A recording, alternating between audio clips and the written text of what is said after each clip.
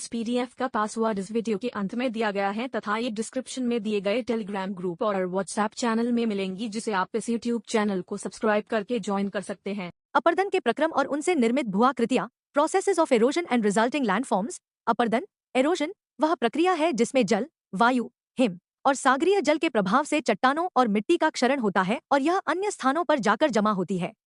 विभिन्न प्रकार की अपर्दन क्रियाओं से विभिन्न भूआकृतियों का निर्माण होता है। यह धरातल के निर्माण में महत्वपूर्ण भूमिका निभाता है। इसके कुछ प्रमुख प्रक्रम और उनसे निर्मित भूआकृतियां निम्नलिखित हैं। 1. जल अपर्दन, वाटर एरोजन। जल अपर्दन नदियों, झरनों और वर्षा के कारण होता है।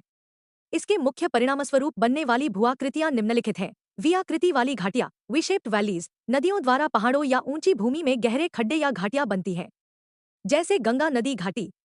नदियों के द्वारा कटाव, रिवर मियांडर्स। नदियां मुड़ती हुई मार्ग बनाती हैं, जिससे मोड़ बनते हैं। जलप्रपात, वाटरफॉल्स। जहां नदियां ऊंचाई से नीचे गिरती है वहां जलप्रपात बनते हैं, जैसे जोग जलप्रपात, कर्नाटक। 2. पवन अपर्दन, वाइंड एरोजन। पवन अपर्दन मुख्य रूप से रेगिस्तानी क्षेत्रों में होता है, जहां हवा की तेज गति से मिट्टी और रेत उड़ती है। इससे बनने वाली भूआकृतियां, बालू के टीले, सैंड ड्यून्स। हवा द्वारा उड़ाई गई रेत एक स्थान पर जमा होकर टीले बनाती है, जैसे थार मरुस्थल। लोएस, लोएस यह पवन द्वारा जमा की गई महीन, तलछटी सामग्री होती है, जो उपजाऊ मिट्टी के रूप में जाना जाता है। 3. हिम अपर्दन, ग्लेशियल एरोजन। हिम अपर्दन या ग्लेशियल अपर्दन तब होता है जब ग्लेशियर अपनी गति के कारण चट्टानों को काटता है। इससे निर्मित स्थलाकृतियां, युआकृति वाली घाटियां, यू शेप्ड वैलीज। ग्लेशियर द्वारा कटाव से घाटियां युआकृति की होती है। Moraine, moraine. ग्लेशियर द्वारा जमा की गई मिट्टी और पत्थरों की पंक्तियां, जो ग्लेशियर के किनारे पर जमा होती हैं। 4. सागरीय अपर्दन, मरीन एरोजन। सागरीय अपर्दन समुद्र की लहरों के कारण तटों का कटाव होता है। इससे बनने वाली भूआकृतियां, समुद्री गुफाएं, सी केव्स। लहरें इन चट्टानों को काटकर गुफाएं बनाती हैं। समुद्री मेहराब, सी आर्चेस। जब गुफाएं बढ़ती हैं तो समुद्री मेहराब बनते हैं। समुद्री चट्टानें, सी स्टैक्स। जब समुद्री मेहराब टूटते हैं तो उनसे अलग खड़ी चट्टानें बनती हैं। भूमिगत जलस्थलाकृति, landforms created by underground water. भूमिगत जल भी धरातल की आकृतियों को बनाने में महत्वपूर्ण भूमिका निभाता है, विशेषकर चुने के पत्थर वाले क्षेत्रों में। भूमिगत जल की क्रियाओं से बनने वाली प्रमुख स्थलाकृतियां हैं गुफाएं, केव्स। पानी द्वारा चुने के पत्थर का घुलना गुफाएं बनाता है। स्तंभ और स्टैलाग्माइट, स्टैलेक्टाइट्स एंड स्टैलेग्माइट्स। गुफाओं में पानी की बूंदों के साथ आने वाला कैल्शियम कार्बोनेट छत से टपककर स्तंभ बनाता है, स्टैलाग्माइट, और फर्श से उठकर दूसरा स्तंभ, स्टैलेक्टाइट, बनाता है।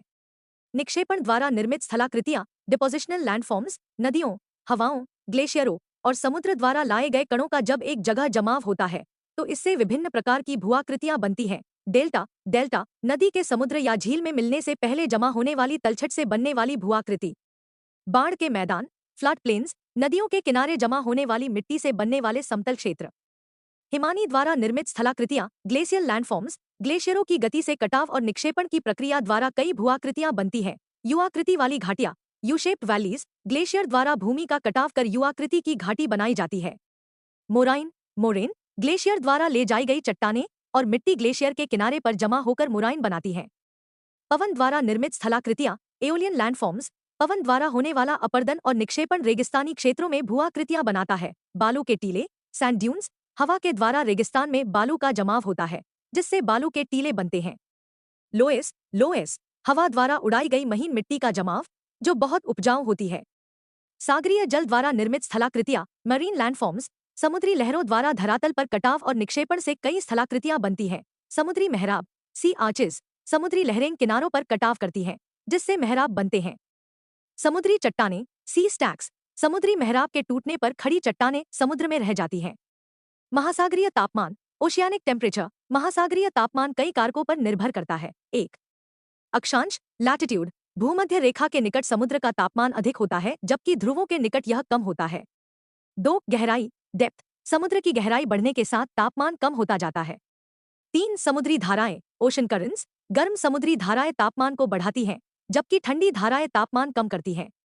4. मौसम और वायुमंडलीय दबाव, वेदर एंड एटमॉस्फेरिक प्रेशर।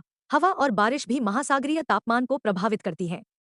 लवणता और लवणता को प्रभावित करने वाले कारक, salinity and factors affecting it. लवणता, सैलिनिटी, समुद्री जल में घुले हुए लवणों की मात्रा को कहते हैं। इसे प्रति 1000 ग्राम पीपीटी में मापा जाता है।